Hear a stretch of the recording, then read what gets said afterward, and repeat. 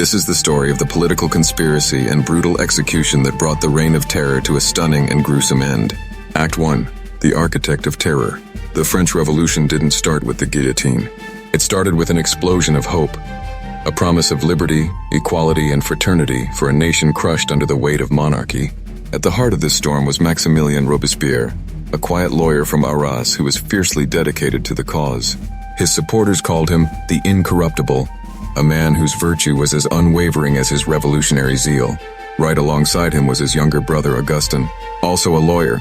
Augustin was fiercely loyal, a true believer who shared his brother's radical vision.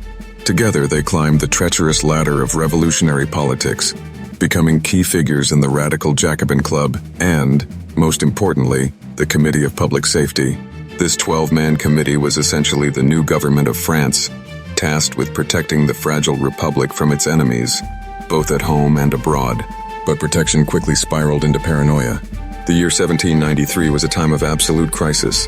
Foreign armies were at France's borders, and internal revolts threatened to tear the nation apart. In this climate of fear, virtue became a weapon. The Committee of Public Safety, with Robespierre as its moral compass, declared that terror was the order of the day.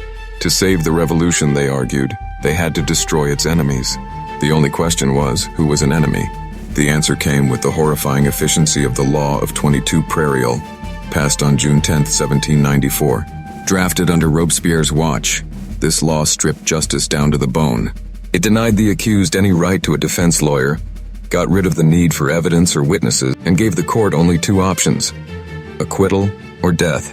Crimes were defined so vaguely that almost any criticism of the government could be twisted into a death sentence. The result was the Great Terror, a period where the machinery of death spun out of control. Executions in Paris tripled. In the 49 days between the law's passing and Robespierre's fall, nearly 400 people were sent to the guillotine in Paris alone. The process was ruthlessly swift. Victims were dragged into the courtroom in the morning and their fates were sealed by the afternoon. While the Reign of Terror saw around 17,000 official death sentences, the total number of deaths, including those in prisons and massacres, is estimated to be closer to 40,000. It was a factory of death, and the Robespierre brothers were its chief engineers. They had reached the absolute peak of their power, but they were balancing on the edge of a blade they had sharpened themselves. He sent thousands of people to their deaths, all in the name of revolution. He was the architect of France's bloodiest chapter, the man they called the Incorruptible.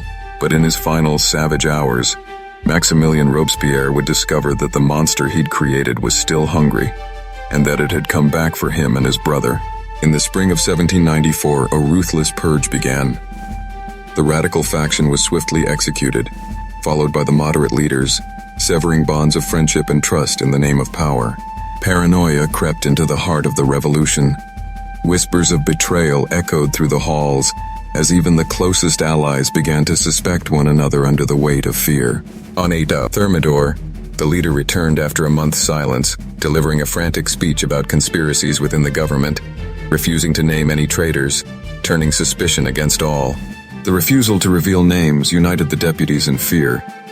The very next day, cries of condemnation erupted, drowning out the leader's voice as rivals seized their moment to strike. Arrested and betrayed, the leader and his brother faced imprisonment.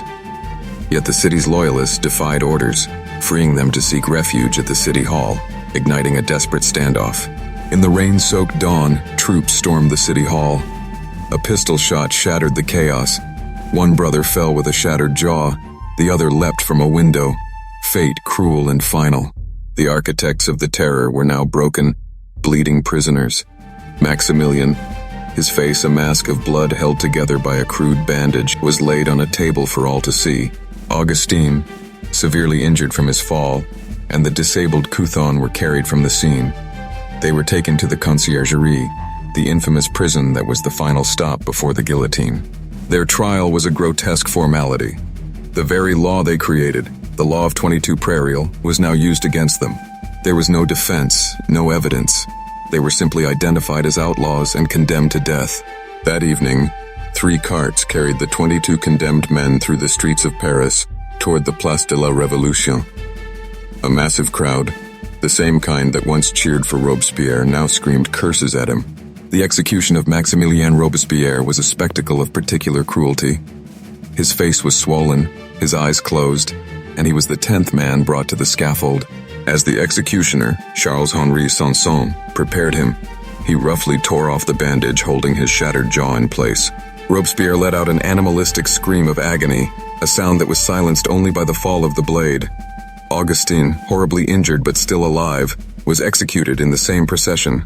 The death of the Robespierre brothers on July 28, 1794, marked the definitive end of the Reign of Terror.